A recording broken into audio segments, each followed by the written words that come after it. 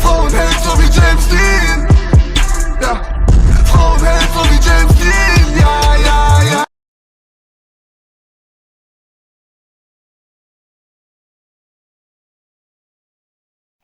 Good morning. I'm getting ready and it's story time. For those of you who have not stopped by my page before, I'm Rachel Anderson, so thank you so much for stopping by. Like, subscribe, and comment on my page. That would be amazing. For everybody else, welcome back. It's story time, and get ready with Rachel. Okay, so I've thought long and hard about sharing this story, and I'm going to share it because I want to help maybe some other parents that may be experiencing this with their children right now. This is something that I haven't really shared with a lot of people, but you know what? Whatever. So this is my molestation story. So growing up, we would always go to my aunt and my grandmother's house. And I had a cousin that would always be there. And it would be every summer, pretty much. I mean, as far as I remember, it was every summer. And as far as I remember, I was around 4 years old. And I didn't know what he was doing was wrong.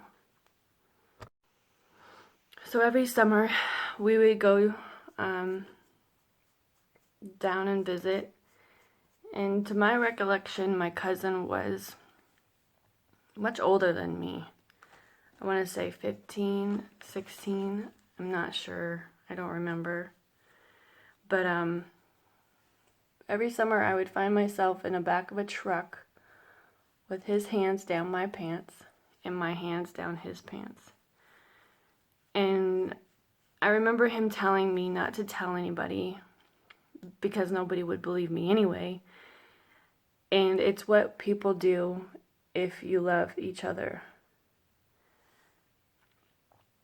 So I didn't tell anybody because he made me believe it was what you do. So we would always, he would always find a truck in the middle of the yard or somewhere where people really wouldn't go to find us. And he would be putting his hands down my pants, and that's all he would do. Not to make light of it, and he would make me put my hands down my pants, his pants. And no matter where we would go, like if we were to go on a motorcycle ride, I would have to hold on to his private part. I wouldn't be able to hold on to his chest or anything. I remember one day he took me over to one of his friend's house, and he said, I remember I remember this so well. He's like, this is the one. Like, this is the one.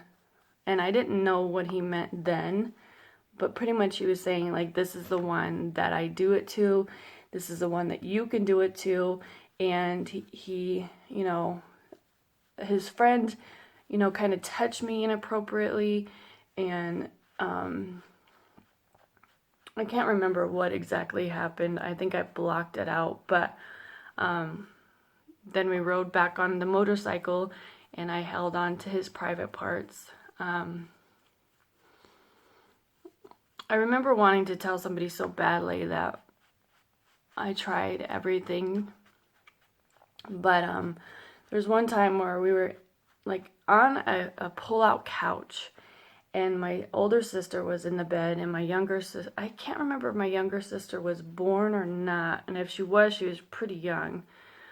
But I kept like tapping him because I wanted, can't remember, I was just like, and he just, while my sister was there, pulled out his private part and made me touch it. And I don't know, I became so numb to it that I really did think that this was something that was what people do who love each other.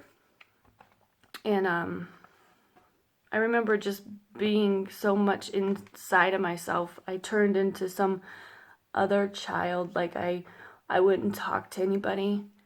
I became very grumpy.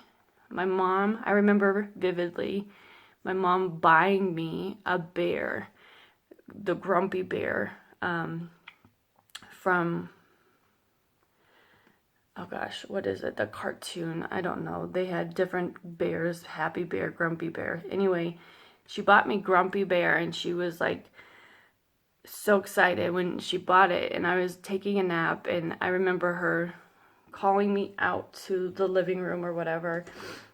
And she was like, "Here, I got you something. I got you something." And I was like, what is it? What is it? I was excited, and then she showed it to me. She's like, "You've been so grumpy all the time lately, and here's a bear because you've been so grumpy." And she thought it was funny, and I walked away, and I was in tears because if only she knew that what was happening to me. And I couldn't tell her. By this point, I think I was like 5 or 6. I think it had been going on for a year or so.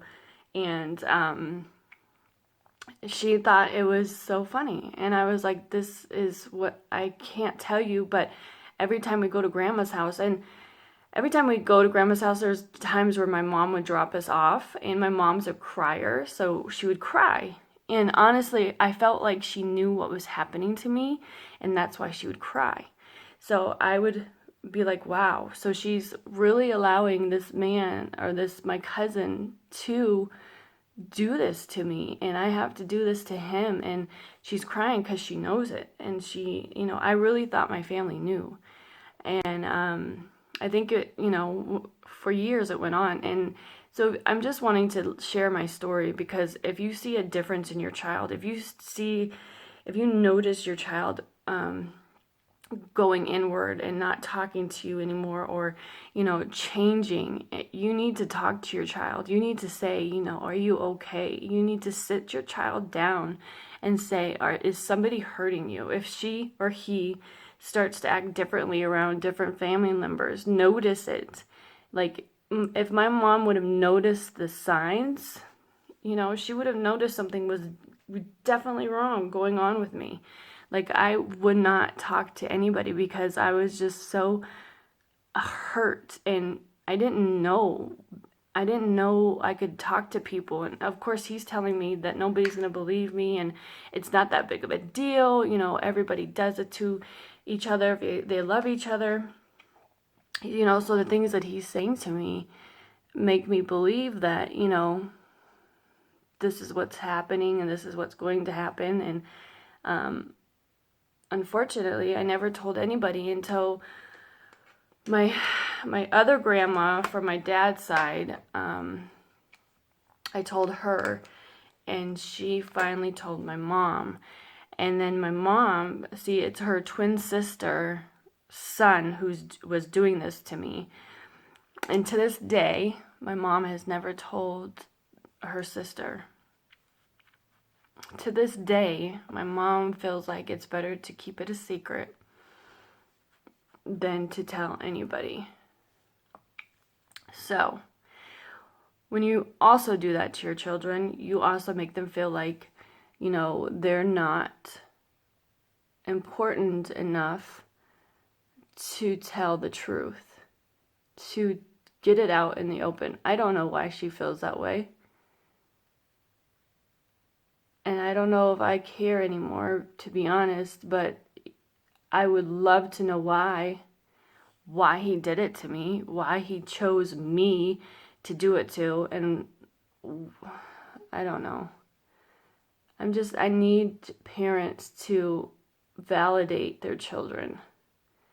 Your children are your life.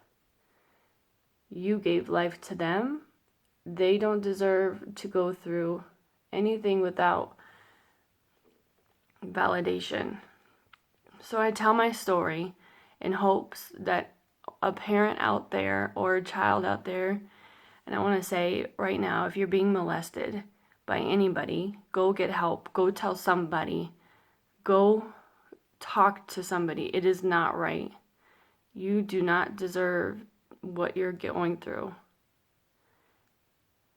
Get help immediately. Go to counseling.